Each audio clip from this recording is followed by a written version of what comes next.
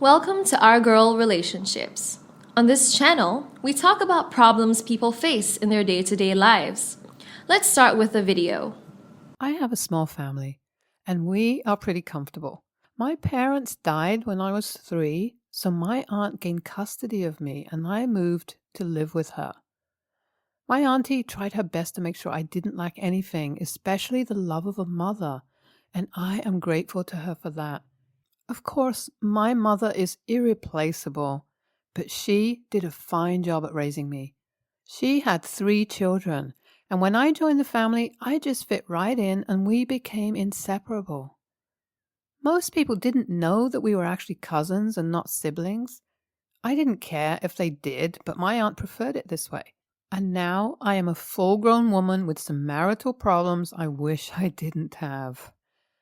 I would start from the beginning. I met this guy while going on an early morning jog. He looked so attractive, and when he approached me, I instantly had butterflies. There was this instant spark. We talked like we had known each other for years and years. He was lovely to be with and understood me. When it was time to meet his parents, I was so excited, and it turned out that his mom was my mom's longtime best friend.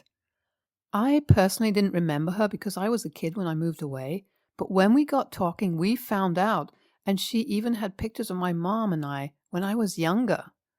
It's a small world. We couldn't believe that somehow we were brought back together, and we both missed my mom so much. You can imagine that the wedding took place very quickly because she definitely wanted me to be part of her family for real. Even till today, when I tell anyone the story, it baffles me. I like to say that my parents were watching over me, and that's how we met again.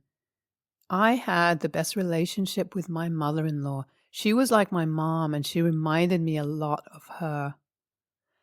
Sometime in May last year, my mother-in-law qualified for the American lottery. It was a dream come true because we wanted a better life for our families. Though she wished she could bring everyone along, we knew that that wouldn't be possible, at least at first. It was an unspoken reality, and everyone probably thought about it. So who would mother-in-law take with her to America?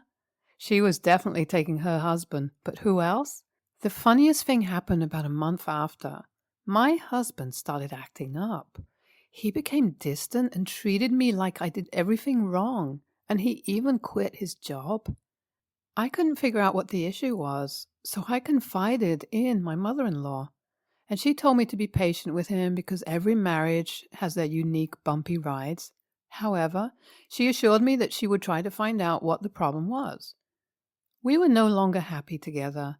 He didn't buy me gifts anymore like he used to, or help me out with the house chores. We were like strangers in the house. I tried everything to get him to speak to me about what the issue was, but he dismissed me.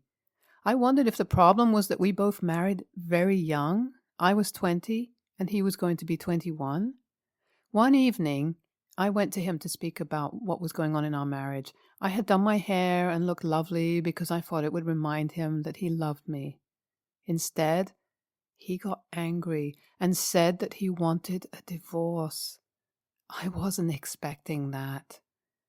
2 months ago, we were so happy, and all of a sudden, he wants a divorce, and I don't remember any recent fight or argument we had. We rarely quarreled because we understood each other. Him wanting a divorce hit me real hard. Why would he want a divorce? I kept thinking if I did something wrong and didn't know. I even wondered if there was something in my past that he found out, but I couldn't think of anything. After a week, the divorce papers were sent to me, and I refused to sign them. That got him very aggravated, and he almost hit me. He said he hated that I was always so stubborn and wouldn't listen. That episode made me sign the papers. If it had gotten to the extent of him almost hitting me, then I would sign the papers. I have never cried the way that I did on that day. I loved him too much for him to drag my heart in the dirt the way he was doing. If I got an explanation of how we got to a divorce, at least I would know that there was a valid reason. But every time I asked, I got none.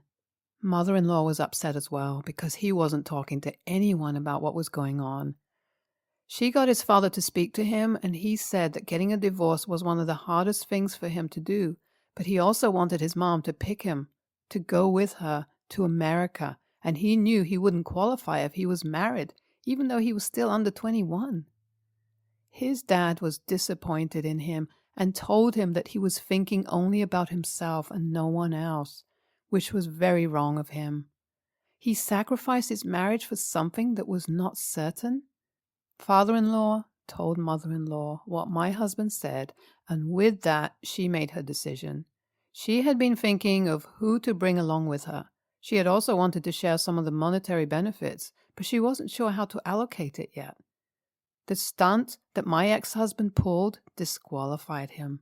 She picked her husband and her daughter, who was 15 years old, to move with her, and she gave me a lump sum of money while my husband got nothing but disappointed faces. My mother-in-law told him that even if he was divorced, there was no guarantee that he would meet the criteria, and she could have easily traveled first and after a few years helped the rest of us come to America. My ex-husband, it feels really painful to call him that, made a huge mistake, and he got nothing for his greed. Mother-in-law traveled with father-in-law and sister-in-law a week ago. My ex-husband moved out of our house. He tried to apologize and get back with me, but I thought that it was ridiculous of him to think that I would still want anything to do with him. He became miserable and started to drink a lot, and sometimes when he was drunk, he would call me to apologize, and he wouldn't stop crying on the phone and begging me to take him back because he made a huge mistake. He said he did it for both of us, so that when we left for America, we would have a better life. If he thought that us getting a divorce so that he could travel was an option for me, then he really didn't know me that much. I stopped answering his phone calls because they were becoming unhealthy for me. Getting over him is by far the hardest thing I have ever had to do, and I wish I didn't have to, but it was hurting me too much. I wonder why I didn't see this character flaw before. I had never noticed that he was greedy, but what I do know was that once something came to his mind and he considered going for it, nothing could change his mind about it, even if he knew it wasn't a good idea. There was no going back from this, and I had to figure out a way to move on. Initially, I was considering forgiving him, but I thought that if something else came up and he had to sacrifice, he wouldn't, and I wasn't ready to put everything on the table while he would only be willing to take half measures. If there is anything I have learned, it is that half measures don't cut it. You are either all in or out completely. Mother-in-law kept pleading on his behalf, but I had made up my mind. She told me that even if he was her son, what he did was unspeakable. She wished our marriage didn't turn out the way it did. She had been there for me throughout the divorce process, which was one of the hardest times in my life. I wished it was a bad dream I could wake up from. Mother-in-law is now settling in, and we speak almost every day. Every time we got to speak, she always expressed her dissatisfaction about what my ex did, but she was more of a mother to me in those moments than my ex-mom. The way she reminded me of my mom a lot always brought tears to my eyes. I wondered what my mom would do if she saw me going through this much pain. I made up my mind that I would live my life to the fullest. I took myself out and pampered myself in every sense of the word. After all, my marriage went in for the money, so I could as well enjoy it. My friends would usually come to my house once in a while to check up on me, and we would pray together. I didn't want to tell them what was going on until I saw them, so when they visited me, they were in shock when I told them what had happened between my ex and I. It was almost unbelievable that because he wanted to immigrate, he would divorce me. I had decided that after we got married, I would start an online business, but I never got to do that. The divorce somehow gave me a reawakening, so I started. I am more aware of myself, my goals, and what needs to be accomplished. I found a course online with the help of sister-in-law for me to learn about marketing, and I'm excited for the journey. I don't know if I'm ready for any new relationships now, or if I ever will be, but I am hopeful for what the future brings. Excited even. NTA, your husband is tough. How could he think of divorcing you so he could go to America? His chances of being approved were already very slim. I think what happened to him wasn't just greed but also ignorance, because I don't think he did proper research. If he wanted to move, he would have just said it to your mother-in-law, and I think she would have helped both of you come in when she was settled in America. I'm glad that you are taking your life by the hand now and driving your life. Don't let anyone who wasn't sure of themselves in the first place deter you from who you are becoming. I'm rooting for you. Mother-in-law is the best. She didn't give him anything, and that serves him right. Enjoy your money, girl. Next story. My brother looks pretty wild. He's always had a new hairstyle. Mullet, buzzed, mohawk. Bright hair colors, facial piercings, and he's covered in tattoos. It's his body, so none of this bothers me normally. However, my wedding is coming up. We're having a beach wedding, and he's a groomsman. I literally do not care what hairstyle he has or what his piercings and tattoos will be visible. My only request is that he covers one specific tattoo. When he was in college, my brother drunkenly got a vagina tattooed on his chest. As it's a beach wedding, the groundsman will be wearing slightly open button-down shirts and the tattoo will be visible. I asked if he'd be willing to cover for my wedding, and he got immediately offended, saying it's his body, his choice. He's now refusing to attend the wedding if he has to cover it. I get it's his body, but I really don't want my guests to have to stare at a vagina during my wedding, and I don't want to look back at my wedding photos and see a vagina. While my family is used to it, my fiancé's family would probably be taken aback, if not offended by it. He called me a bridezilla and was unreasonable. AITA? This blew up while I was sleeping, so apologies for not answering any questions. I just want to clarify a few things.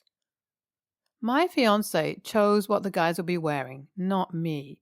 It's a casual beach wedding, so their shirts will only be 2 buttons unbuttoned.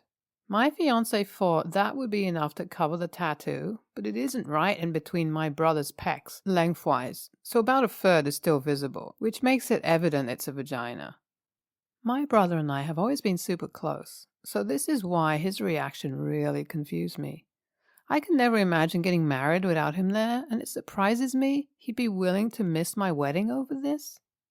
We offered for all the groomsmen to completely button their shirts or wear undershirts as a compromise, but he said that now that he knows either of those solutions would just be to cover his tattoo, we are censoring his expression of freedom. No little kids will be there, but there will be a couple of teenagers under 18. NTA, hey bro, seeing as it's my big day, and I've waited for this moment forever and spent thousands of dollars, and it's a celebration of my love for my partner, can you put away that huge gaping vagina on your chest for a few hours? Oh my gosh, that's so controlling. Literally bridezilla. How dare you ask me politely not to flash the graphic image of my giant chest pussy at an event celebrating you and your partner that you spent thousands on and have been waiting forever for, which children will possibly be present at? Sounds to me like him uninviting himself is a blessing if he behaves like that. Next story. I, 20, female, live in an apartment next to a family of 3. I've often watched over their kids, Sally, 8, and have been doing so since the mom, Gazelle, became pregnant 6 months in. Recently, Sally asked me how babies are made.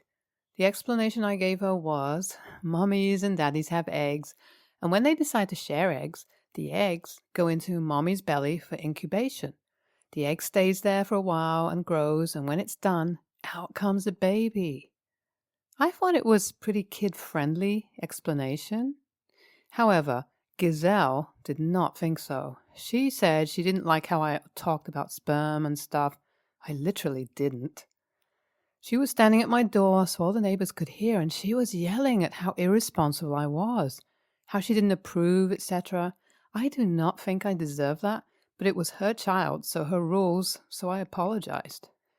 Gazelle asked me to take care of Sally again, and I said that I wouldn't be taking care of her again. When she asked why, I told her I obviously don't know how she wants to raise her child, and I wasn't going to get yelled at again.